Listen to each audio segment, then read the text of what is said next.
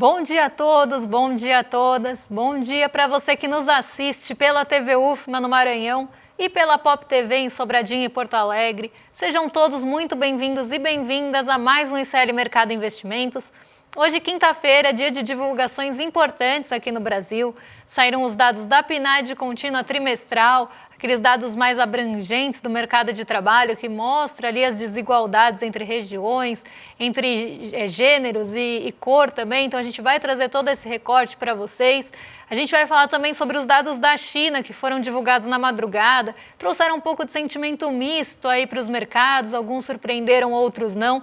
Como sai um compiladão aí de dados da China, a gente vai passar por eles também.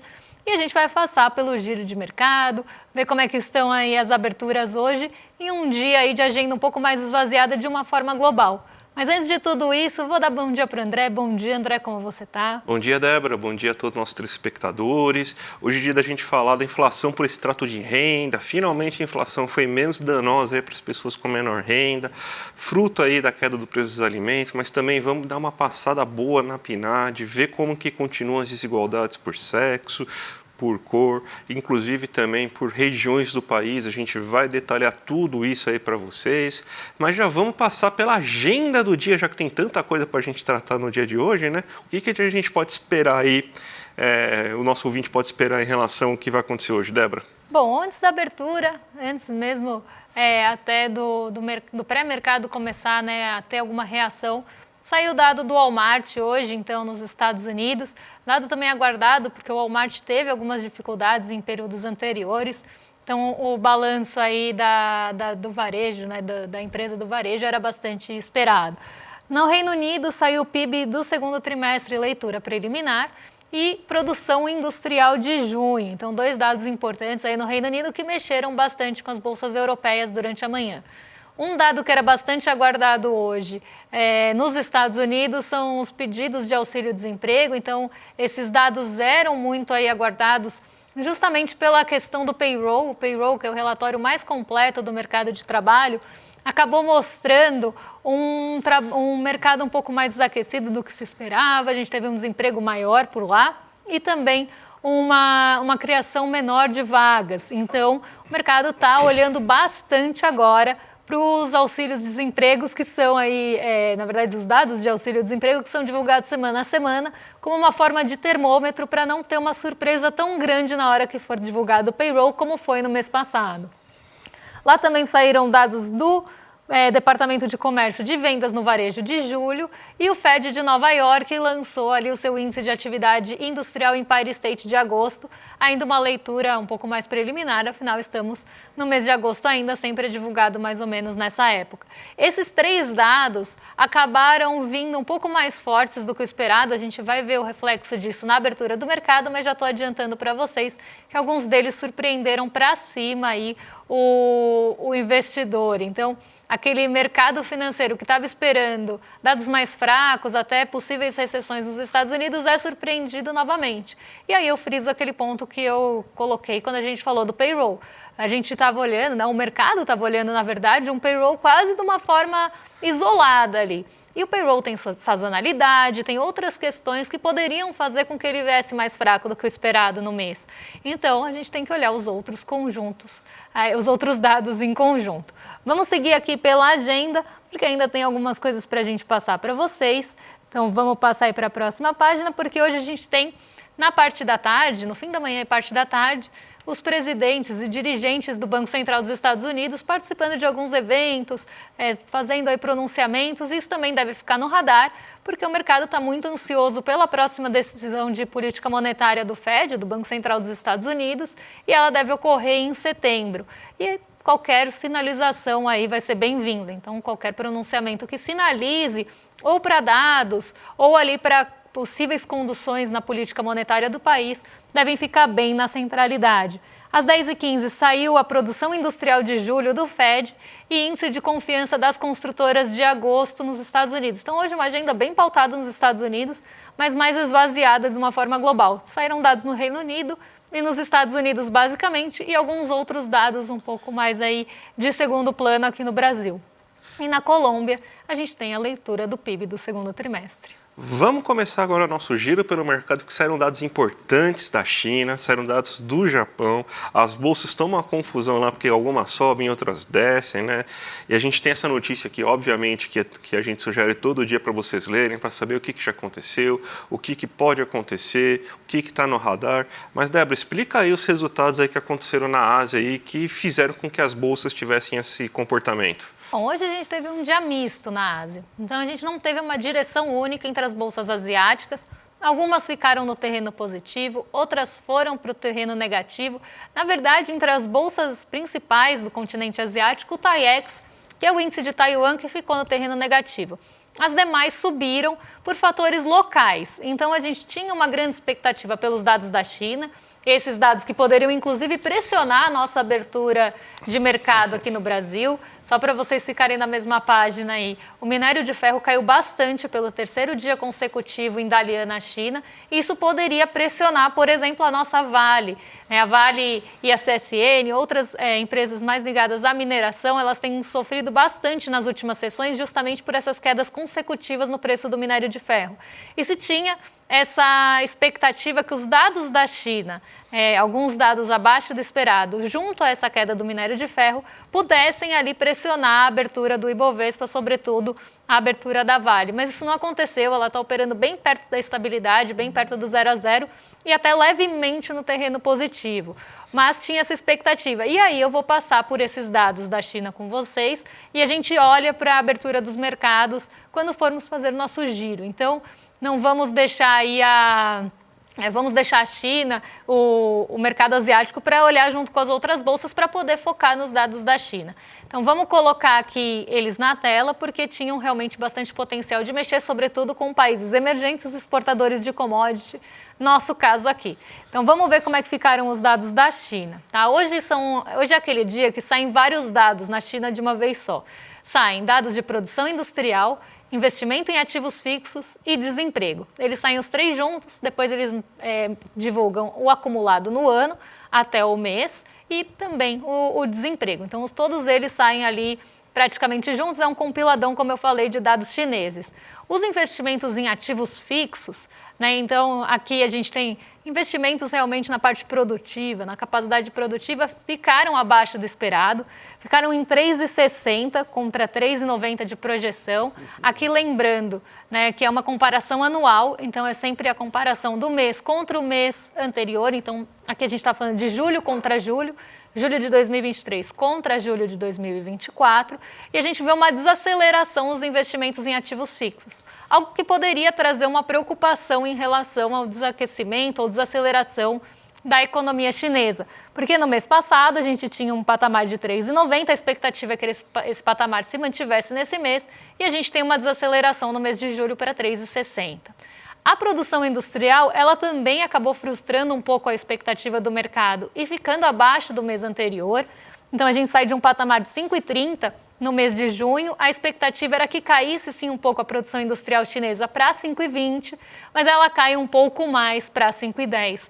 Por isso que eu falei que a leitura desses dados de produção industrial da China foram bastante mistos aí, né? A leitura não foi única, os dados foram mistos, eles foram ali em direções um pouco divergentes e a leitura disso também trouxe esse agridoce. Então, enquanto os dados de investimentos em ativos fixos e a produção industrial acabaram decepcionando o mercado de uma certa forma, porque não só desaceleraram em relação ao mês anterior, mas também desaceleraram em relação à projeção, na verdade, frustraram a projeção, as vendas no varejo, por sua vez, acabaram aí trazendo bons ventos para a China. Então, a expectativa era de 2,60% nesse ano contra ano nas vendas no varejo, saindo de um patamar de 2%. Então, ela sai de um patamar, a expectativa era que ela subisse nesse mês de julho para 2,60, mas ela não só subiu para o patamar de 2,60, como superou esse patamar, ficando em 2,70.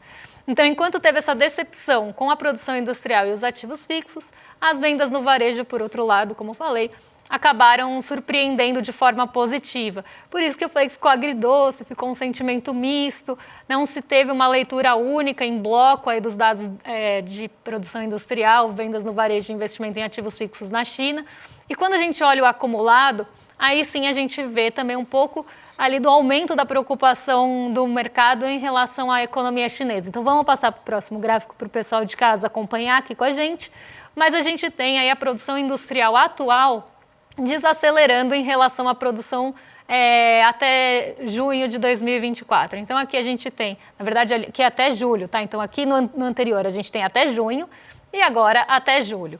Ela sai de um patamar acumulado no ano de 6% para 5,90%, então mostrando aqui uma desaceleração nesse acumulado. E as vendas no varejo saem de 3,68 para 3,55, também mostrando essa desaceleração no acumulado. Então, os dois setores aí bastante importantes da economia chinesa estão desacelerando em relação ao mês passado. Isso pode aumentar temores de que a China possa estar desacelerando. Outro dado que reforça isso é o desemprego, que também ficou um pouquinho mais alto do que se esperava e um pouquinho mais alto do que se tinha no mês passado. Então, vamos pôr aí na tela que a gente já faz uma síntese dos três gráficos juntos. O desemprego atual ficou em 5,20% na China, a projeção era de 5,10% e o anterior de 5%. E aí eu vou fechar aqui com até uma reflexão com vocês. A gente tem aí dados da China desacelerando em alguns pontos e até frustrando expectativas, mas a gente não pode deixar de olhar que a produção industrial da China subiu 5,10 na comparação anual. A expectativa era 5,20, mas subiu 5,10. Ainda é uma produção industrial acelerada. Deveria até ser comemorada se a gente for pensar uma produção industrial ano contra ano subindo 5,10 de um ano para o outro. A questão é que a China é um motor global, ela tem ali um motor econômico de outras economias, várias economias são dependentes, inclusive, desses dados da China. Então, uma produção industrial na China desaquecendo, uma produção industrial desacelerando por lá, pode indicar que o país vai importar, por exemplo, menos commodities no nosso caso. E isso acaba pressionando o preço do minério de ferro. Por isso que eu comecei falando do minério de ferro na China. Minério de ferro é um bem aí utilizado em vários setores industriais, é utilizado também no setor de construção, por isso que a gente sempre fala dos estímulos aí do setor imobiliário. Então, se a gente tem um desaquecimento dessa demanda, um desaquecimento da produção industrial na China, começa a se esperar que a demanda na China vai ser menor, por exemplo, por minério de ferro, vai ser menor, por exemplo, por petróleo. Então, aqui a preocupação é em relação a isso. Mas crescer 5,10 de um ano para o outro, a produção industrial, ainda que ela desacelere, e ter um crescimento grande também nos investimentos em ativos fixos não é pouca coisa. A questão é, sempre se quer mais da China e sempre se quer que ela tenha um crescimento acelerado e que ela cumpra suas metas ali de crescimento, justamente pela dependência dos outros países. E aí que vem a pressão em cima da China. Mas os dados, por isso que eu falo também da leitura um pouco mista, né?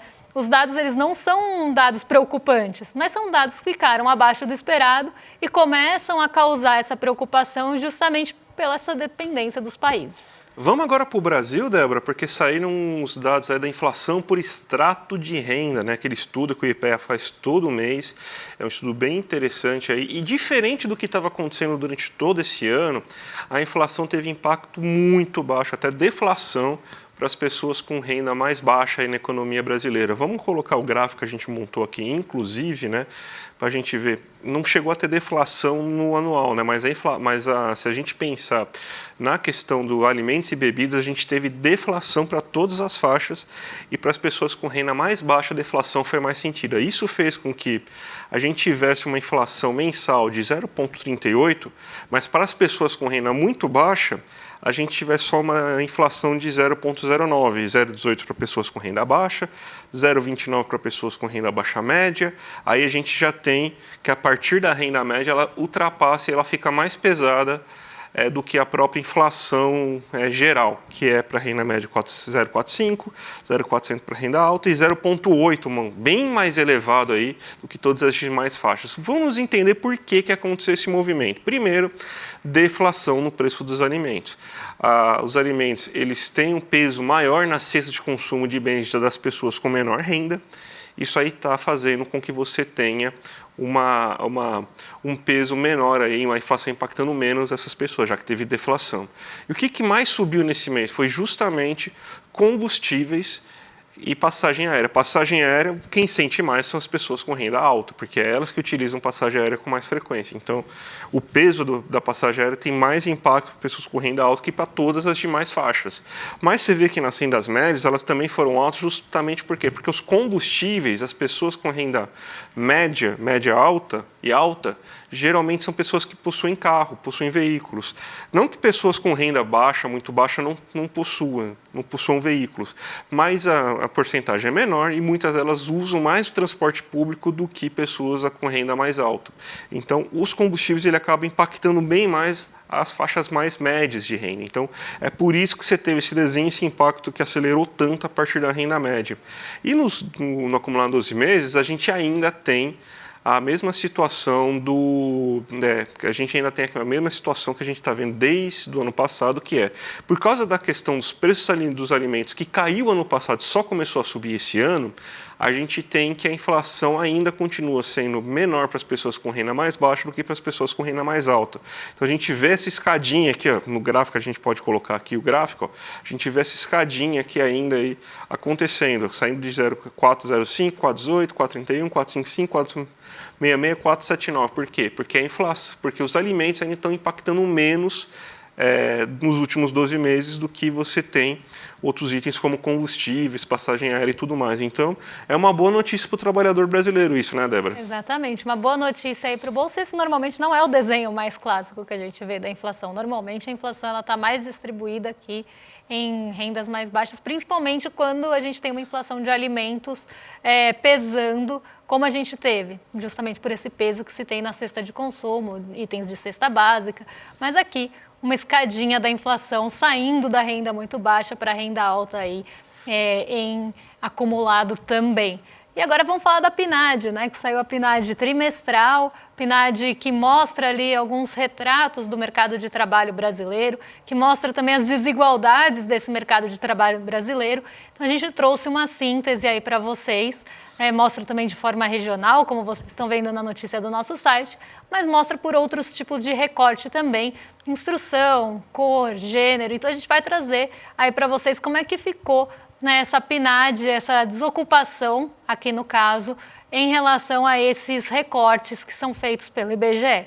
Então a gente tem aqui uma taxa de desocupação geral de 6,90 com recuo de 1 ponto percentual em relação ao primeiro trimestre de 2024. Aqui a gente está olhando para o segundo trimestre de 2024. Então o desemprego ficou em 6,90 no final do trimestre encerrado em junho. E aqui com queda de 1 ponto percentual em relação ao primeiro trimestre. Se a gente compara com o segundo trimestre do ano passado, então o segundo trimestre de 2023, a queda foi de 1,1 ponto percentual, então saindo ali de 8% para 6,90%. Mas a gente não tem que comemorar, claro que tem que comemorar sim o dado do desemprego ter caído, ele está num patamar bastante baixo, está ali em níveis até recorde, se a gente for pensar nessa sazonalidade, então comparando períodos iguais, mas a gente tem que pensar também nas desigualdades que se tem no mercado de trabalho, principalmente em recortes por gênero e por cor, já que o nosso mercado de trabalho ele acaba refletindo a sociedade que a gente tem. A gente tem uma sociedade machista, a gente tem uma sociedade racista. Aqui no Brasil a gente não pode fechar os olhos para isso. E o mercado de trabalho nada mais é do que um reflexo dessa sociedade. Principalmente quando a gente faz recortes aí interseccionais. Então, se a gente pegar, por exemplo, uma mulher preta, provavelmente ela tem até uma taxa maior. Aqui a gente não está fazendo essa intersecção, a gente não está fazendo esse recorte conjunto, vamos pensar assim, mas a gente pensar no Brasil, uma mulher preta vai ganhar menos e vai ter um desemprego maior do que, por exemplo, um homem branco. E aqui a gente tem uma síntese dessa nossa realidade, dessa nossa sociedade brasileira. A taxa de desocupação foi de 5,60% entre os homens, inclusive abaixo da média nacional, que foi de 6,90%. Então, entre os homens, de uma forma geral, aqui sem recorte de cor, a gente tem uma taxa de desemprego de 5,60%, abaixo da média, inclusive. Entre as mulheres, está acima da média brasileira, em 8,60%, e bastante acima da taxa de desocupação entre os homens. Então, o desemprego é maior entre as mulheres e está bem acima da média nacional. E se a gente pega, os homens estão abaixo da média nacional. A taxa de desocupação entre as mulheres é 53,57% maior em relação aos homens. Então aqui a gente já começa a ver uma parte da desigualdade do nosso mercado de trabalho apontada na PNAD contínua. Então por isso que eu falo, a gente tem que comemorar sim os dados que a gente olha ali sem recorte, principalmente os dados mensais da PNAD, que trazem ali o desemprego, trazem a renda, mas a gente tem que olhar para esses recortes para ver onde estão os gargalos da nossa sociedade, né? Onde estão as desigualdades dessa nossa sociedade. E olhando por cor, a gente vê também essa desigualdade bem aparente. Entre os brancos, a taxa de desemprego ou de desocupação foi de 5,5%, também abaixo da média nacional e abaixo do recorte se a gente pegar só por gênero, mas a desocupação entre pardos foi de 7,80% e para pretos 8,5%. Então aqui a gente já vê também esse racismo estrutural da nossa sociedade aparecendo no mercado de trabalho. Como eu falei, uma coisa não está desligada da outra, elas são ali, andam juntas e refletem umas às outras. E a taxa de desocupação entre pretos é 54,55% maior do que entre os brancos e já entre os pardos 41,82% maior do que os brancos. Então aqui a gente vê também esse recorte e aí, como eu falei, se a gente começar a fazer recortes interseccionais, pegar uma mulher preta, uma mulher parda, a gente vai começar a ver mais desigualdade de renda, a gente vai ver mais desigualdade de desocupação, inclusive de informalidade. Então esses pontos, eles são muito importantes mesmo para a gente analisar a nossa sociedade com lentes ali nesses recortes e não olhar só a sociedade como um todo, porque na média, né, é uma coisa, mas se a gente olhar ali para os grupos sociais do país, a gente tem um retrato completamente diferente. E essa pesquisa traz aí esse estudo para a gente. E normalmente o DIEESE, que a gente fala de cesta básica, fala aqui também de reajustes salariais, faz esse recorte interseccional. Então, depois que o DIEESE montar aí esse estudo que é super interessante de desigualdade no mercado de trabalho, a gente traz para vocês para ver essa intersecção aí das divisões do IBGE. Vamos agora então ver como que o mercado abriu, né? A gente já fala isso toda hora, né? Bem difícil tudo que está esse mercado de trabalho que é bem desigual, mas vamos já falar então o que está acontecendo. Ibovespa subindo de novo aí, que beleza, hein? Ibovespa subindo de novo, eu fiz questão de colocar esse gráfico para vocês, justamente porque esse gráfico mostra o desempenho do nosso Ibovespa nos últimos 10 dias. E dos últimos 10 dias, a gente tem 8 dias de alta consecutiva. Né? Desses 10 dias, só dia 2 de agosto e dia 5 de agosto a gente teve o Ibovespa no terreno negativo, e desde o dia 6 de agosto ele vem subindo, alguns dias mais, né, que é a velhinha aí que vocês estão vendo que é o candle, está maior, alguns dias menos, mas em alta praticamente constante. E vamos entender aí por que isso está acontecendo. Vamos dar uma olhada no giro de mercado, porque hoje está todo mundo no verdinho aí, está todo mundo no azul, praticamente menos o dólar, que é de se esperar. Hoje a gente não conta com o apoio do minério de ferro, como eu falei, e os dados da China poderiam trazer uma perspectiva um pouco ali incerta para a nossa abertura, inclusive pressionar a abertura. Esses dois pontos eram os que mais podiam pressionar a nossa abertura, junto às treasuries. Tá? As treasuries já estavam acelerando desde manhã na expectativa por esses dados de mercado de trabalho, dados de vendas no varejo nos Estados Unidos, sobretudo, e a produção industrial do Fed de Nova York. Então, esses 3 pontos aí poderiam pressionar a nossa abertura, já que as treasuries estavam escalando hoje, depois de vários dias consecutivos de queda também. Eu vou colocar aqui para vocês o rendimento das treasuries. A gente vê que elas caíram por vários dias. Nesses últimos 10 dias também a gente teve majoritariamente queda nos títulos do Tesouro dos Estados Unidos. Treasury, para vocês ficarem só na mesma página que eu, são os rendimentos dos títulos de Tesouro dos Estados Unidos pré-fixados, aqui com vencimento para 10 anos. E eles estão subindo hoje porque eles tiveram toda aquela queda. Depois que saiu o payroll, depois tivemos ali um ajuste e as treasuries voltaram a cair na expectativa de corte de juros mais acelerados na reunião de setembro. Acontece que agora saíram novos dados de atividade econômica dos Estados Unidos e pode ser que esse corte não seja tão acelerado quanto o mercado queria nesse primeiro momento. Então pode ser que a gente tenha o corte de só 0,25 ponto percentual, embora a probabilidade do meio ponto de corte também esteja crescendo. Hoje a gente tem um ajuste dessa expectativa, por isso as treasuries estão aí subindo. O nosso DI futuro, nossa curva de juros, expectativas para os nossos juros brasileiros sobem, sobem na esteira das treasuries, então uma coisa puxa a outra aqui também, mas sobem por fator local também, porque a gente tem hoje discussão em relação à desoneração de folha de pagamentos, a gente sabe que o mercado financeiro é fiscalista e vai olhar para isso de perto. Então, em meio a essa discussão, a gente já esperava que o DI futuro pudesse, nossos juros, pudessem subir também. O dólar cai, mesmo com a alta das treasuries, aqui por um movimento de fluxo mesmo de recurso entrando principalmente nos nossos mercados especulativos, tem vindo um fluxo estrangeiro bastante grande para a nossa Bolsa, especialmente para o setor financeiro aqui da Bolsa, então grandes bancos, vamos traduzir assim, tem entrado bastante recurso na nossa Bolsa brasileira, vinda do exterior, também no apetite pelo risco. E aqui quero chamar atenção para mais um ponto que pode favorecer essa entrada de recurso hoje. O MSCI é uma gestora de vários tipos ali de fundos e fundos de índice. Eles têm um fundo de índice que se chama MSCI Emerging Markets. MSCI, Mercados Emergentes. A MSCI é a gestora, Mercados Emergentes. É ali um índice que tenta replicar o índice de mercados emergentes, aqui no caso, índice da MSCI, calculado por eles, com pesos dados por eles. Esse índice vai sofrer um rebalanceamento e o Bank of America já deu um spoiler que pode ser que a nossa participação suba bastante do último rebalanceamento para esse. Se não me engano, é de 6% ou 5% para 14%. Então, o peso do Brasil no emerging markets, nos mercados emergentes, vai subir. E isso pode, inclusive, fazer com que entre mais recurso aqui, porque se você aumenta o peso de um país num conjunto, por exemplo, mercado emergentes, isso pode mostrar que aquele país está com condições melhores para receber recurso. Então, isso também deu uma impulsionada ontem no nosso Bovespa no fim da tarde e continua impulsionando hoje. O petróleo Brent sobe também e dá esse apoio. Se a gente olhar ali também entre as ações que sobem no Ibovespa, a gente tem as da Petrobras ali no conjunto. Elas estão subindo hoje justamente com o apoio do petróleo. E o índice que mede o dólar frente aos pares sobe diferente do real.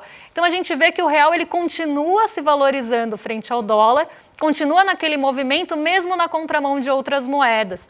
Então aqui muito do ajuste daquela esticada que o dólar deu, principalmente depois da reunião do Copom e sob as incertezas em relação aos juros nos Estados Unidos. E agora a gente vem olhando essa correção dia após dia. Então, mesmo num dia que o dólar está se fortalecendo frente aos pares, a gente não vê isso acontecendo frente ao real. Então, a gente tem esse movimento aqui também. E bolsas em Nova York ajudando a puxar esse otimismo aqui no Brasil. Então, um dia mais positivo, mais um dia de dólar em queda, mesmo sem o apoio do minério de ferro. Aqui com o apoio do petróleo, mas o minério de ferro hoje não contribuiu de novo. Débora, quem não viu o documentário de Cuba, só vai ver se for membro do ICL. Não vai ter replay. A gente avisou que não vai ter replay. Mas, vocês ainda podem se inscrever aqui no ICL e ganhar todos os brindes aí que a gente tinha prometido. No plano anual, R$ 62,00 por mês. Está aqui o nosso QR Code. Eu vou até sair da frente para vocês já clicarem no QR Code, icl.com.br, tem acesso, vocês vão ter acesso aí a tudo de bom aí que a gente coloca, a gente disponibiliza para você, além daqueles brindes lá, o pôster, o boné, o livro do Frei Beto. E falando em Frei Beto, a gente vai passar agora, nesse domingo aí, um média-metragem, um documentário chamado O Humanismo de Frei Beto, com uma entrevista aí, que vai ser conduzida aí pelo Chico Pinheiro com o diretor desse documentário. Todo mundo sabe a história linda que tem o Frei Beto, então vai valer muito a pena. Então, domingo, já se prepara, clica aqui, icl.com.br/cinema, já se inscreve, vai colocar lá o sininho lá para tocar para vocês aí, vai ser imperdível, gente. Só boa notícia agora no fim do ICL Mercado Investimentos, com brindes aí para vocês se inscreverem no ICL. E o Humanismo de Frei Beto na sexta-feira. Na sexta-feira não, no domingo. Domingo. Me perdi aí, no domingo. Então agora vocês... Sexta-feira é amanhã, né? Domingo é outra coisa. Agora vocês ficam com o Rolê ICL na sequência, com o William De Luca e o Guga Noblat.